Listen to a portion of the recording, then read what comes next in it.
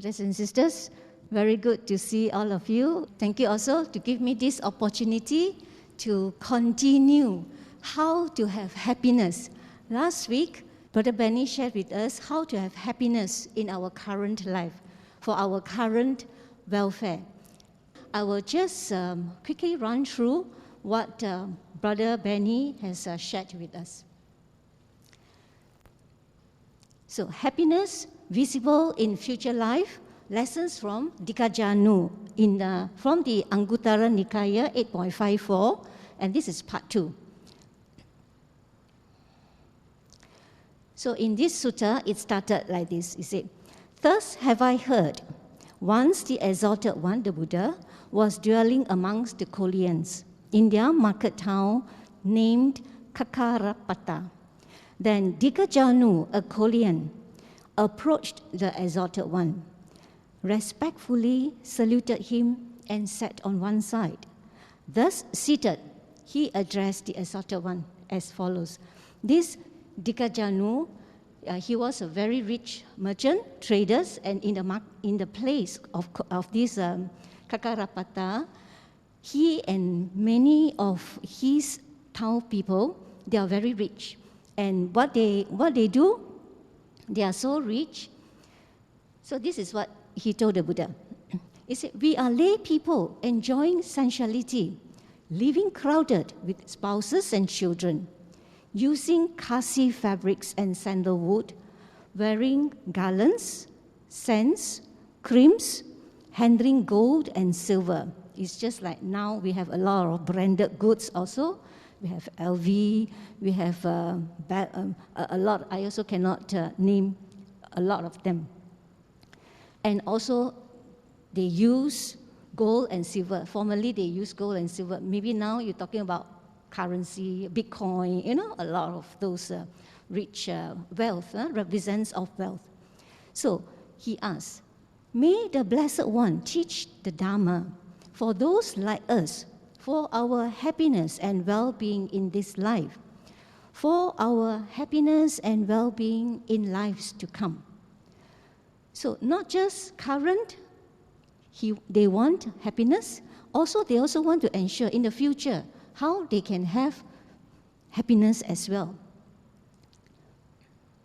So the Buddha said to him, he said, "There are these 4 qualities, Vyāga-paja."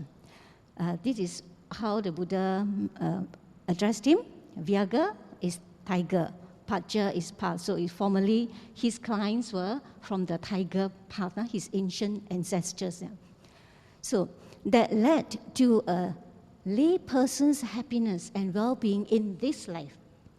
So what are the 4? You see, being consummate in efforts, being consummate in vigilance, having admirable friends with faith, virtue, generosity, and discernment, as well as maintaining balanced livelihood. That is what just now Sister Levin mentioned about living a balanced life. So how to live a balanced life?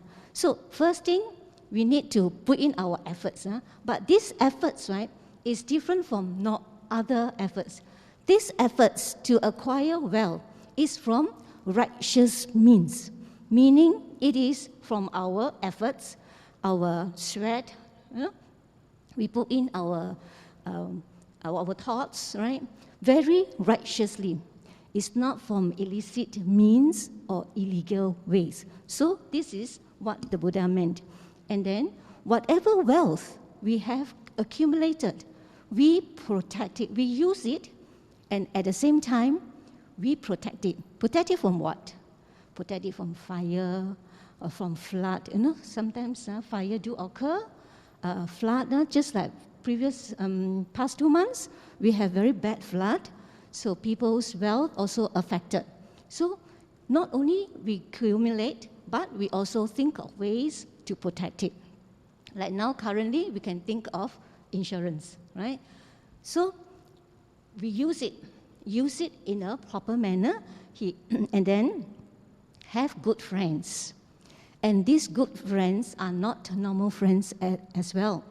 These good friends, they are friends with conviction in the Buddha, Dhamma, Sangha, and also they have virtues. They are morally, they are high in their morality, as well as generous. They give, and discernment of wisdom. So they are not friends who bring us to waste our wealth. Last week, Brother Benny also mentioned a few ways that our wealth can be depleted. Like what?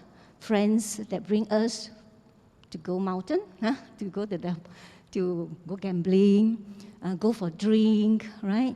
And then go drinks, go friends, go to pubs, all this. So it actually helps us to waste money instead of accumulate our money, and also not on the virtuous way.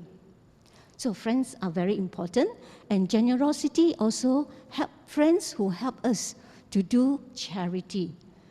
This money used for charity for virtuous cause, for good cause.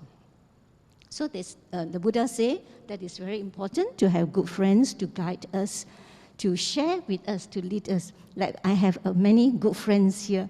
So these friends I always remind me, oh, come, let's go for meditation. Let's join this meditation retreat, or go for this good charity, go for this charity, or go to listen to Dhamma talk. So these are good friends that guide us towards the right path. And balanced livelihood.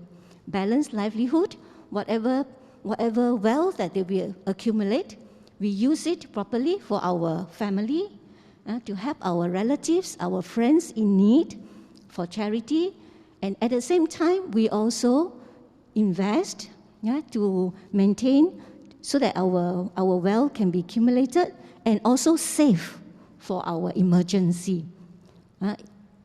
So we don't, what we say, we have financial freedom, and we do not overspend and have debts. Brother Benny also mentioned about the Untitled Sutta, talking about what is happiness. Happiness is also debtless. We don't owe debt, and at the same time, blameless. Blameless in what? In our body, speech, action, that we don't harm others. Blameless in that. So the Buddha, after mentioned these two, Vyagapaja, so the Buddha instructs rich, they are rich, rich householders how to increase their wealth in the righteous means, to preserve it, and how to avoid its loss. So the Buddha gave them the idea, the ways how to do it. However, the Buddha also knows. The Buddha is an all-knower, he knows.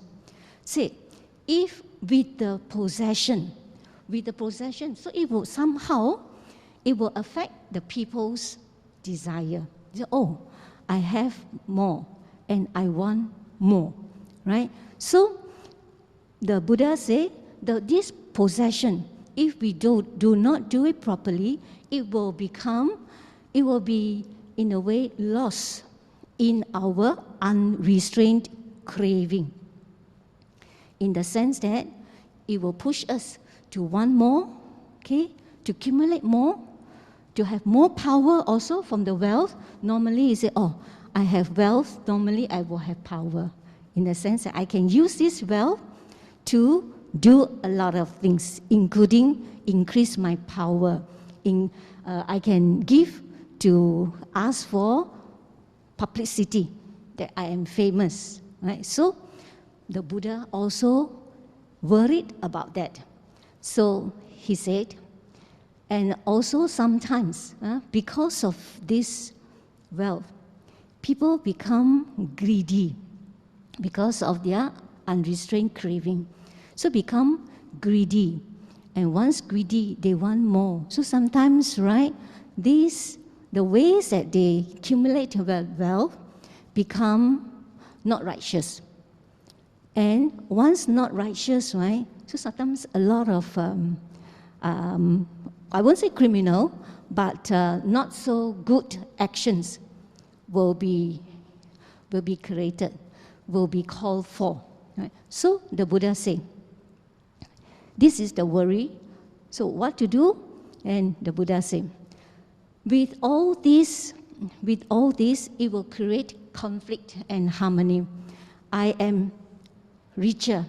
The others are less fortunate because the wealth was somehow taken away by other people who keep accumulate from illegal way.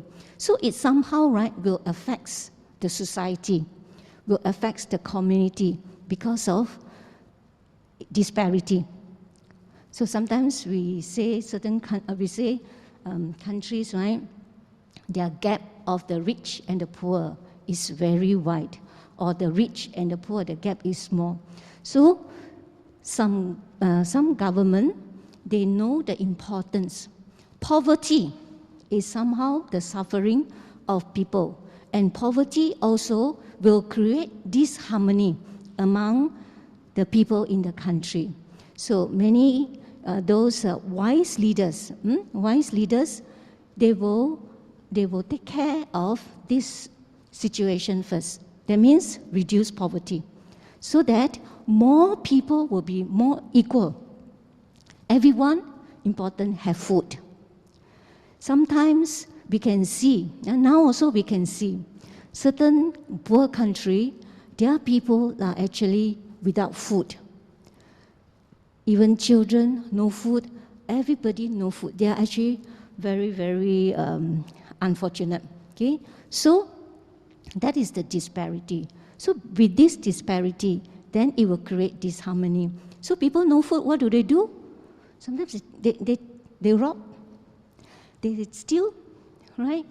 Then what is the consequences? If they were caught, they will be caught and put in jail, right? So these are the consequences that come about from the disparity of poverty, of distribution of wealth. Yeah? Some people are too rich, some people are very poor. Right? So what is important? The balance. So likewise for countries with this disparity, so they will try to reduce it so that everybody have food on their table. Yeah. So the Buddha's wisdom. He foresee this will happen if it's not controlled. The unrestrained craving is not controlled. So the Buddha follows up with the advice of 4 essential conditions of spiritual welfare that leads to happiness in future life. What are these spiritual welfare? Meaning not just on physical, right? But cultivate our mind. Our mind in what sense? Let's continue. Yeah. So the Buddha gave these 4 essential conditions in this particular sutta, Dīghajāṇu Sutta. So the Buddha mentioned happiness in future life. Okay. So 4 conditions, Vyagapaja, they conduce to a householder's will and happiness in his future life. Which 4? The accomplishment of faith, the accomplishment of virtue, the accomplishment of charity, the accomplishment of wisdom. In Pali, we call Saddha Sampada, Sila Sampada, Chaga Sampada, and Panya Sampada. So let's go through one by one. What do you mean, or what does the Buddha mean by accomplishment of wealth? Of faith, of faith. Okay. So, faith in what? Okay. The Buddha said, a clansman is endowed with faith. He places faith in the enlightenment of the Tathagata, of the Buddha. Okay. Thus, the Blessed One is an Arahant perfectly awake, endowed with knowledge and virtues, gone beyond, knower of the worlds, a guide incomparable for the training of individuals, teacher of gods and men, enlightened and exalted. That is what just now we chanted on the Itipiso, the Buddha-nu Sati, the qualities, sublime qualities of the Buddha. We have faith in that, and because we have faith in the Buddha, we have faith in the quality. We understand the realization of the Buddha encompass a lot of good qualities there, and he continued to teach, to share the teachings to all his disciples as well as the lay people. During the Buddha's time, he actually went around the country for 45 years, sharing his teachings. One of them is karma, to believe in karma and Kamma-vibhanga. Whatever good things we have done, it will bring good results. If bad deeds that we have done, it will call upon bad results. Bad results will bring us to bad rebirth in the future. And good deeds will bring to the happy realm in the future life. That is what the Buddha relates it to, happiness in future life. So we have confidence and faith in the Buddha, just now we mentioned. So the Buddha's teaching. So with the teaching, we know the teaching guides us to have sila, to have the training of sila, samadhi, and panya. And the sangha, the virtues of the noble ones, they are the disciples of the Buddha. So they have the qualities of the Buddha as well as they follow the path, the Noble Eightfold Path. And for us, we get support, we get inspiration and guidance for them, knowing that if we follow the path, if we follow the teachings, we also can have this happiness from walking the path. And from here, we will learn the moral, spiritual, and have the intellectual values. So this is the faith that we are talking about. And this faith is not blind faith. Blind faith, that means we just follow blindly, not knowing. But this faith is from understanding and learning. After we learn, we understand, and a lot of times we realize it, we experience it. That's why we have more confidence in it. For those who are more advanced, they have this unshaken faith. And for them, this unshaken faith will actually follow them through to the highest happiness. So the faith also in the sense that this universe that we stay in, okay, it is driven by moral values. Moral values, like just now what I mentioned, bad deeds bring about results corresponding to the ethical nature of these deeds. If it's unwholesome, then we will call upon unwholesome results. If it's wholesome, then it will have wholesome results. So unwholesome action will bring suffering here and now and in the future lives. Whereas wholesome action will bring about happiness here and now and the future lives. Say example, just now I mentioned about those who steal, those who rob. If they were caught, end up they'll be in the jail. Right? So that is suffering for them out of their unwholesome action. Or they kill people, murder. So end up is also unwholesome results. And if someone who always do charity, help people, so they are happy. And their happiness, it comes about their kind action. It comes about their wholesome action. That's why they are happy. So with this happiness, it will prompt them. When they pass away, this happiness will follow them.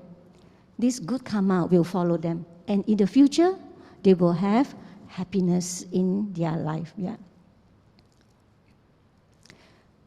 So in this sutta, Cula-kammavibhanga Sutta, Buddha also mentioned in the Majjhima Nikaya 135. This is students calling upon the disciples. He said, beings are owners of karmas, as of our own karmas. They have karmas as their progenitor, karmas as their kin, karmas as their homing place. And it is the karmas that differentiate beings according to inferiority and superiority. Sometimes we can see, I know of a couple of friends. Two sisters. They were brought up together. Then until later, one of them went overseas, and then one for studies, and another sister stayed with the mother, taking care of the mother. So taking good care of the mother, earn money to take care of mother. And the other one went overseas study, no doubt still loved the mother, but the time spent to take care of the mother is not as much as the other sister. End up, they are still having good life because of they still support the mother. But the one who take care of the mother actually are better off in her life, even in the present, not even future. In the present life, you can see this sister is happy and have a happy family, husband, children, all very supportive of her. As compared to the other one, is not as well.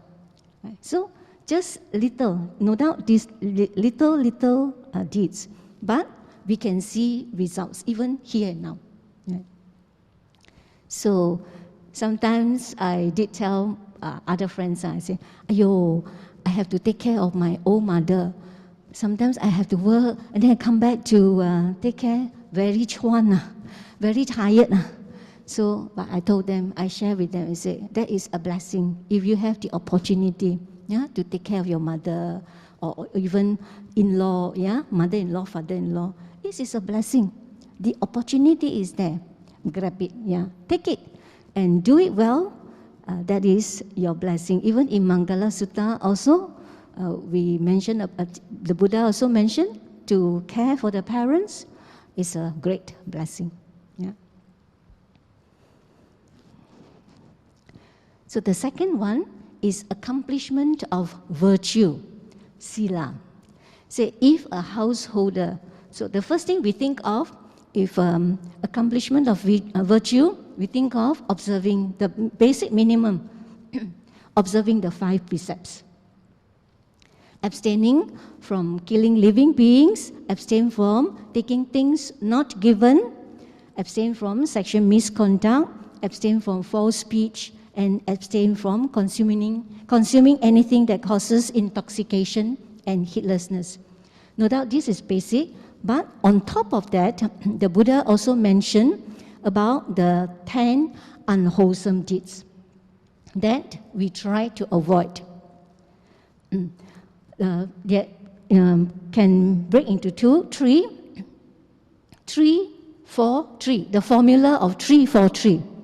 3, abstaining from bodily hurt to others, killing of living beings, taking things not given, and abstaining from illicit sexual behavior, which we can see from the 5 precepts.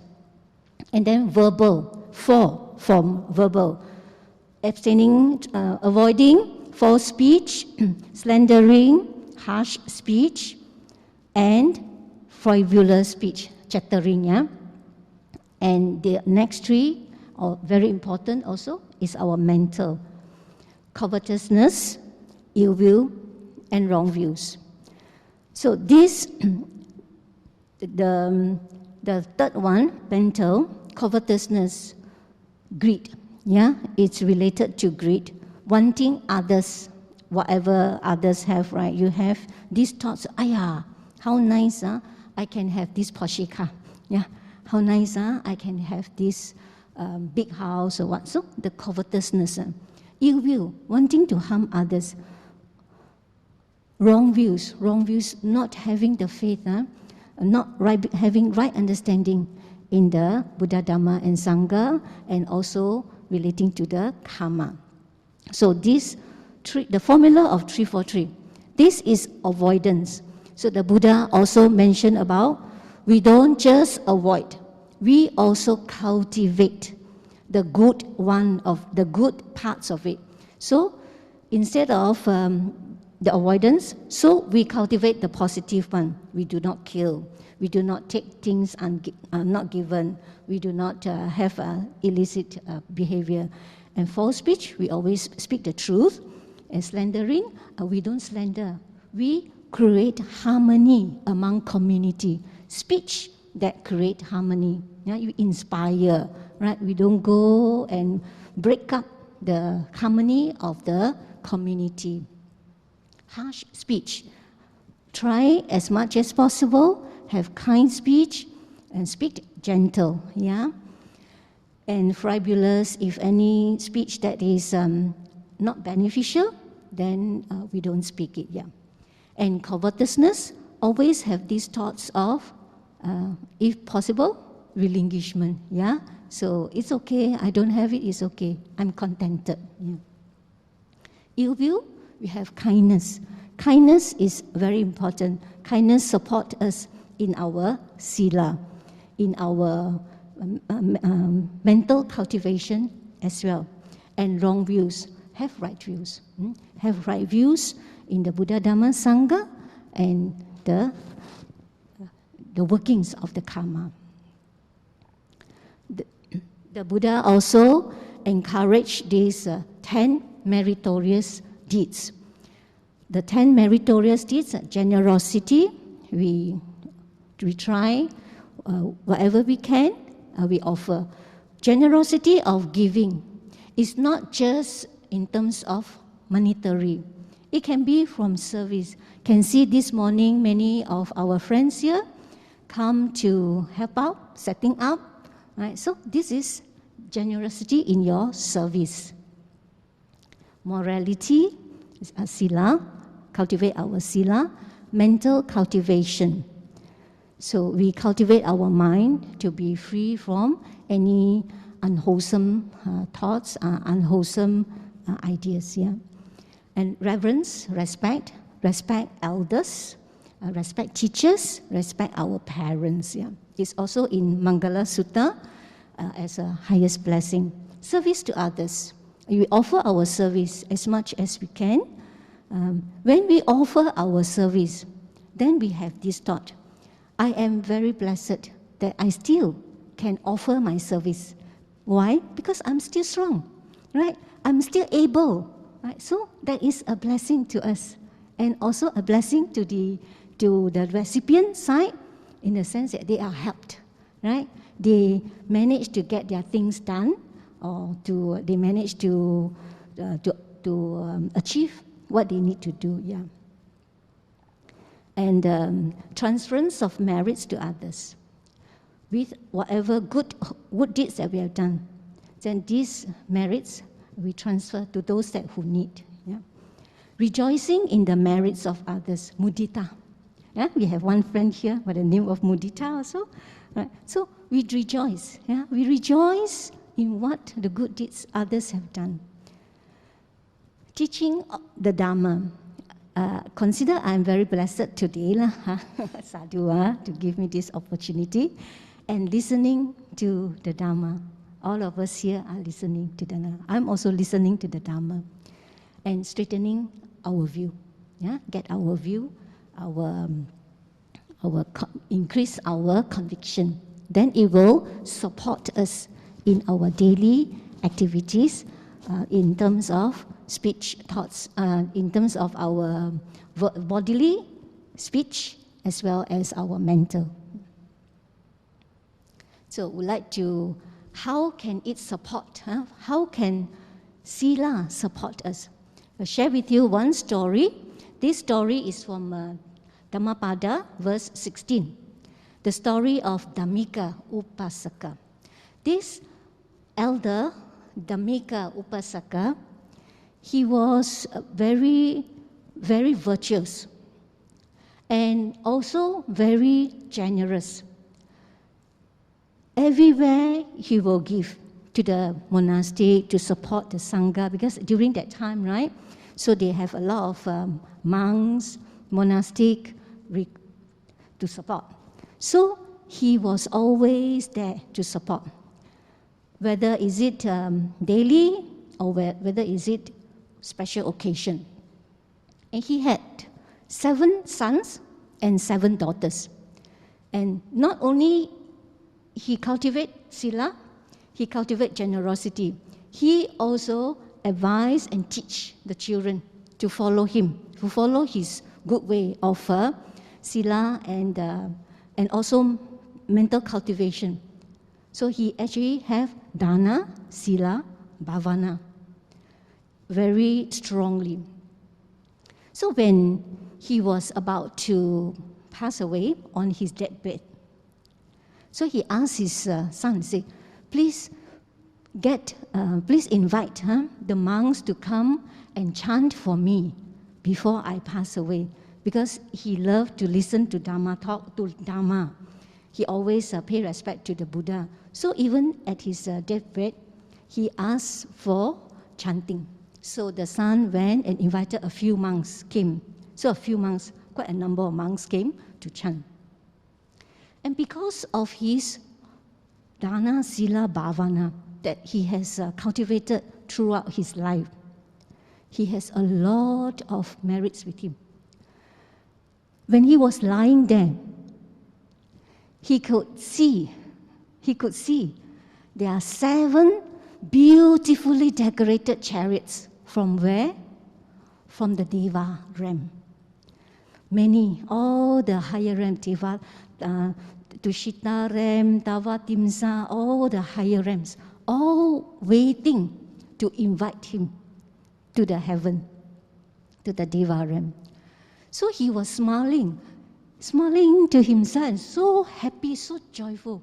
While the monks were chanting, he actually wanted to, because the chariots were all waiting, so he also don't know. So he actually put out and said, wait.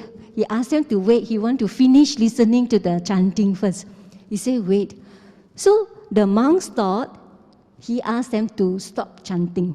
So they all left.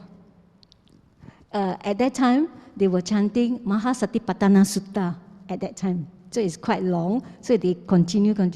Then when they heard, right, Dhammika say, wait, very soft lah, say wait. So they left.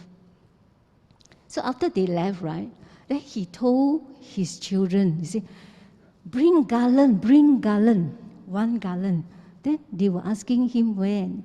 Then he explained to them. He said, did you see there are 7 chariots waiting for me? He said, no, they don't see anything, but only he can see.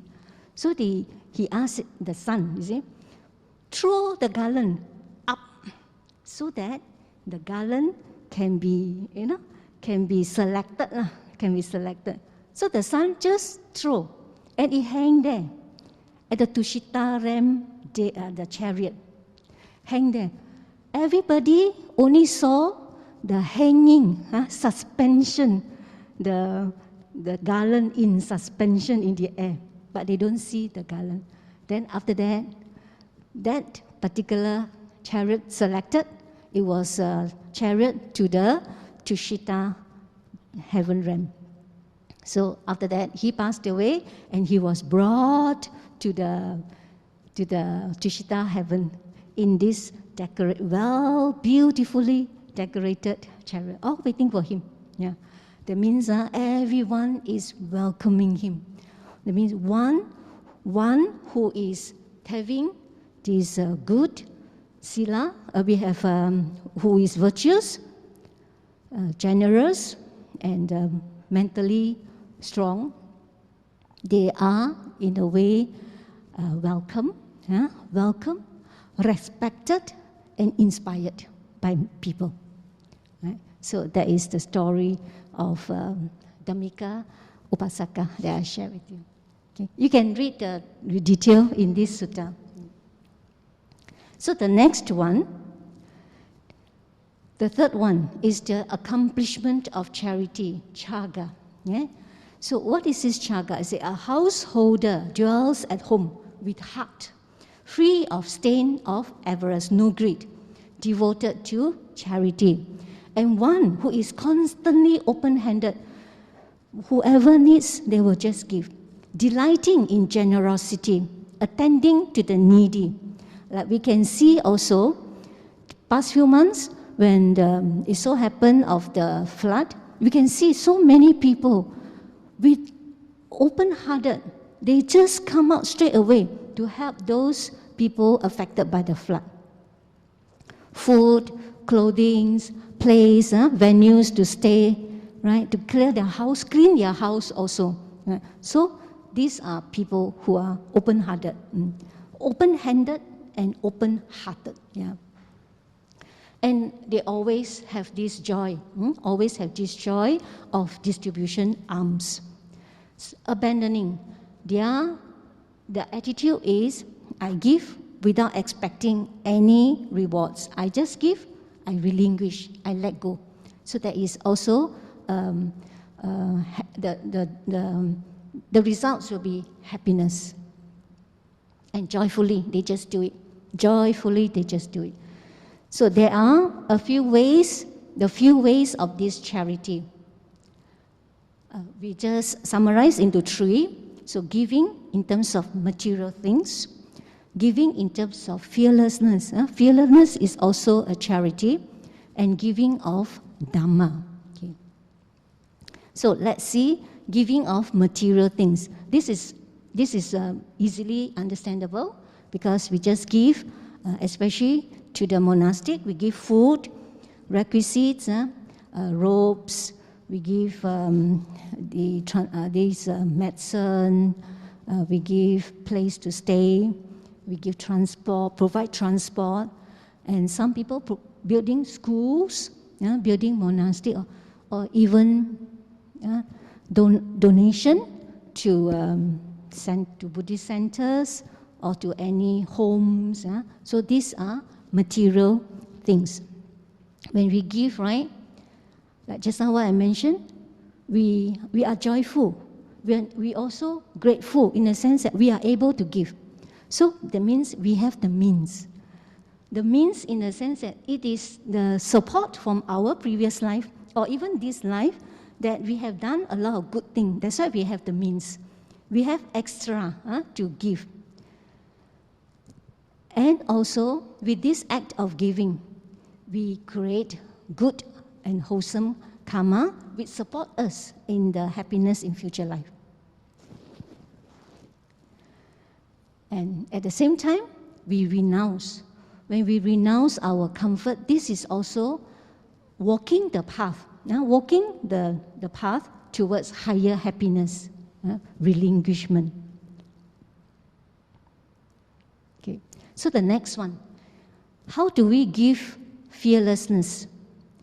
Fearlessness, when people are sick, they actually have fear.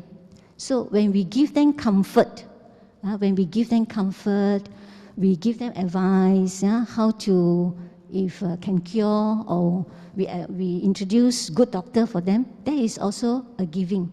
Giving in terms of fearlessness. We give comfort to the party, and also preventing them sometimes taking their life. They are so scared. So if we can give good advice to them, to bring them back and let them realize they have nothing to fear.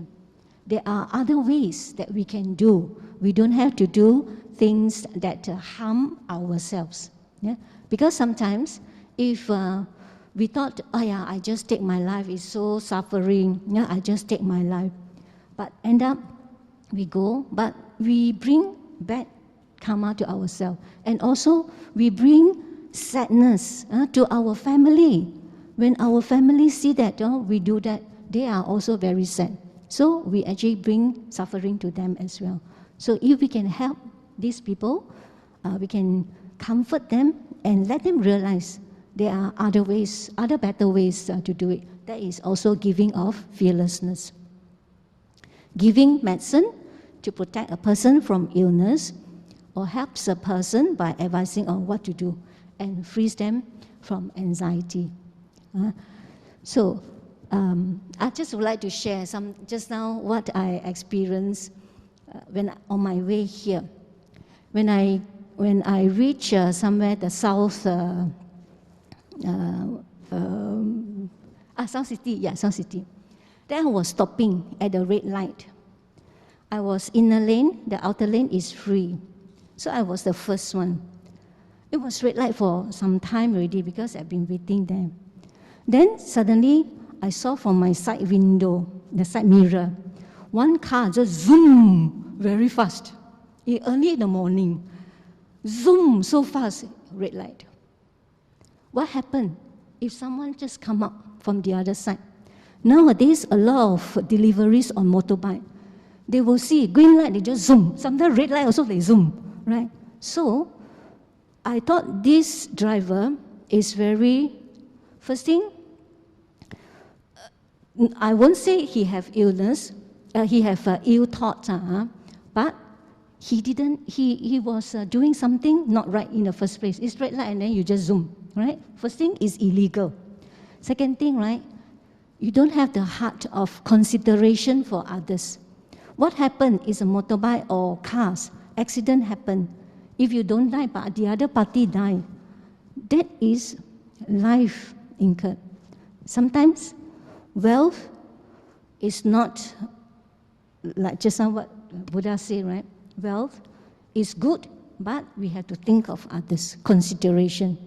That is life concern also. And a few, I think more than 10 years ago, same incident, but it was worse, in front of a school. And that was school crossing for children. Then I was stopping there also for some time. One boy was already walking, started to walk from the other side, crossing here. From the side mirror, I saw one car, so fast. The boy almost reaching the center already. If he continue one step, the car just zoomed. Inside my car, I shouted so loud, down my window, I shouted, "Stop so loud." I don't know whether the boy hear or not, but somehow he stopped in the middle. And at the split moment, the car just zoomed in front of him. So that is the fearlessness. If we can think, that is also a giving of fearlessness. We can think. By doing so, right, we protect others. We protect others. But for them, later on I saw it's a youngster. But by doing so, right, we cause harm. So that is unwholesome. We can just stop for a while. Let it green, and then we follow. It's a law. If you are caught also, you'll be in the jail.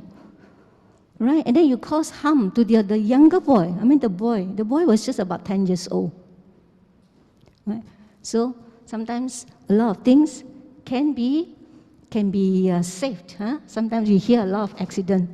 Yeah, can be saved because of our thoughts, of our kindness to others. So giving of Dhamma. Last time I used to hear this, or we also know, is it the gift of Dhamma excels all other gifts. Sabas danang Dhamma danang jitnati. We always hear that. Then when I try to understand it now, this is what it says. Say important Dhamma is what we can give. Give the Dhamma. What sentient beings need is to be free from suffering. Okay? And it causes to have peerless happiness. And that can only come when they practice the Dhamma. The highest happiness they need to be free from suffering is practice the Dhamma. So just having wealth alone did not free us from suffering. What we need is to be liberated from the cause of suffering, not just from sickness, starvation, or anxiety. It's our born, reborn in the samsara. Right? So if we don't want to have this, if we give the Dhamma is the one that can help us to cross the shore. Right? So the highest gift is the gift of Dhamma that can help people to be totally free, yeah, from suffering and have the ultimate happiness. This we can do it step by step, gradual. Yeah. And then the last one is the accomplishment of wisdom. Accomplishment of wisdom. Wisdom can be acquired by following the path. Yeah. So in this teaching, yeah, when of course it's we take efforts. We need efforts. So in this teaching, is this teaching? Yeah. Sometimes we need to ask ourselves: is this teaching, the teaching of the Dhamma, leading our heart and mind to greater wisdom and peace, to greater kindness and compassion, or does it lead to more divisiveness, to more selfishness, or to more violence? That is the wisdom that will be accompanied by us. If we are having more kindness, more peace, then we know we have increased progress in our wisdom through learning and practice the Dhamma. So we are able to make right decision, right discrimination, right choices, and right actions.